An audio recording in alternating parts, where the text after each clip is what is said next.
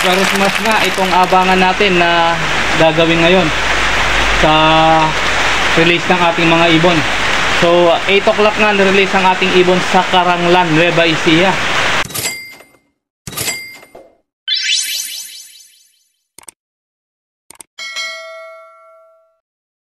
So kita nyo naman ng panahon guys, sobrang smash at walang tigil ang ulan mula pa kagabi. So titigil man panandalian lang. Kaya kita nyo naman anong oras na, wala pang dumarating sa ating mga ibon. So nawa ay palarin na may makalusot pa sa ating mga ibon at nang sa ganon ay may habol pa tayo sa patibayan. So dasal-dasal lang tayo mga Finest World, dahil napaka-intense ng abangan ngayon. Although hindi ito kasama sa pan race, pero ang training na ito ay isang makabuluhan at isang napaka-intense dahil nga sobrang smash talaga guys. At kita nyo naman ay parang ayaw tumigil ang ulan guys. So matibay na lang talagang ibon kapag makakalusot sa mga oras na ito. So abang tayo guys. So wala nga ako nakikitang dumadaan dito guys. So nangangahulugan talagang walang nakakalusot sa mga ibon galing ng Caranglan. Dahil kapag ordinaryong oras lamang at walang ulan, talagang makikita mo, ayan na, may dumaan na, dalawa. So napakatibay ng mga ibon na lumilipad nito pauwi. So nawa ay magkaroon din tayo ng ibon na lulusot sa matinding ulan na ito.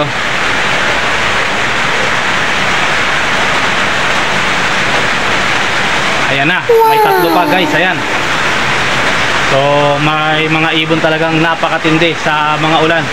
Lulusot at lulusot ang mga yan guys. So kaya nga kailangan makondisyon ng ating mga ibon bago isabak sa karera. Dahil kung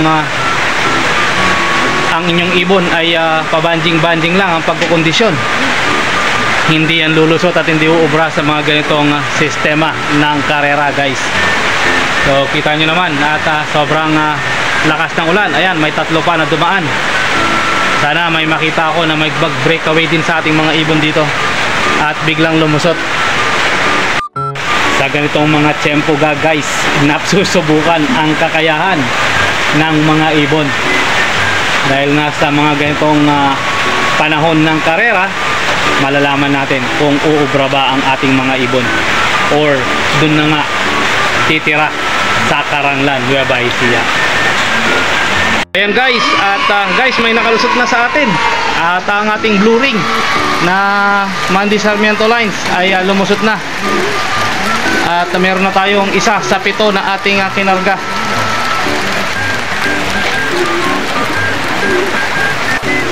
So ayan, nakalusot din ang anak ni Red Manizer. Ayan, nakalusot din siya at mukhang nagiinom na naman doon sa ibabaw. Paborito guys, dumating na. Ang paborito nating isa ay dumating na si double tag, si BG.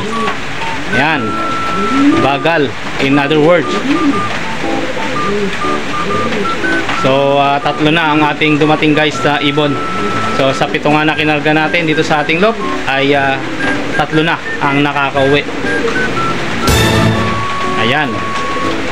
So nawa ay pala rin pang makalusot ang 4 nating mga ibon.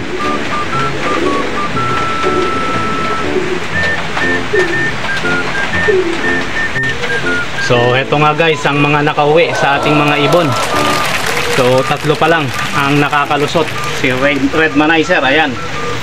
At ang dalawang blue bar na ito na talagang lumalaban sa tindi ng ulan.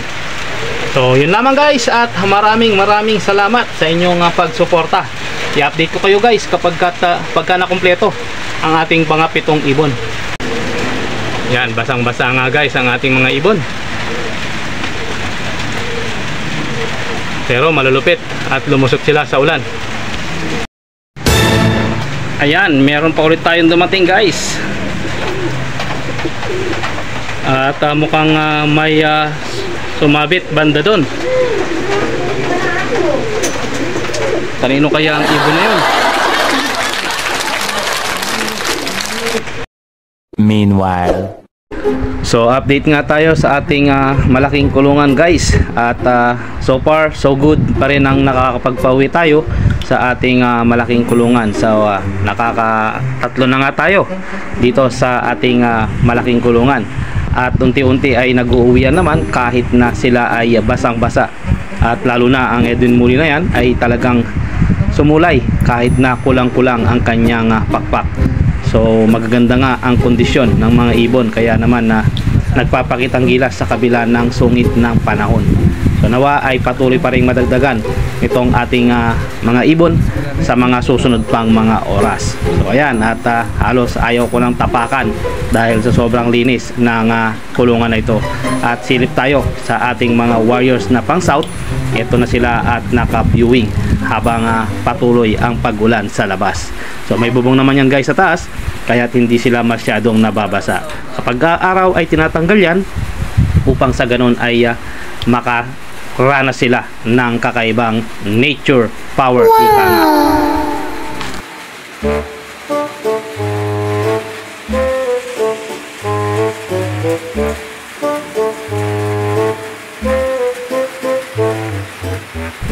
So eto nga si Orange ang unang-unang umuwi guys sa kabila ng lakas ng ulan.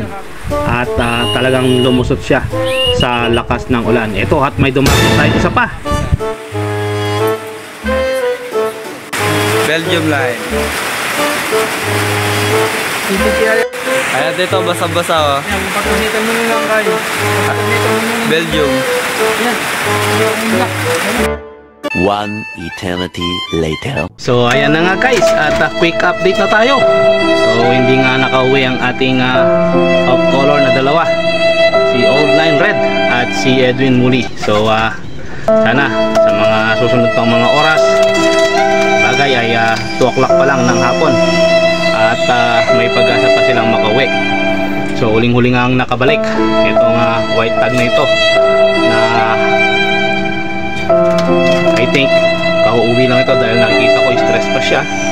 So still waiting pa rin and hoping pa rin tayo na makakauwi ang ating dalawang birdie. So yun lamang guys, at maraming salamat po sa inyong walang sawang pagtangkilik sa ating mga pang-araw-araw na video.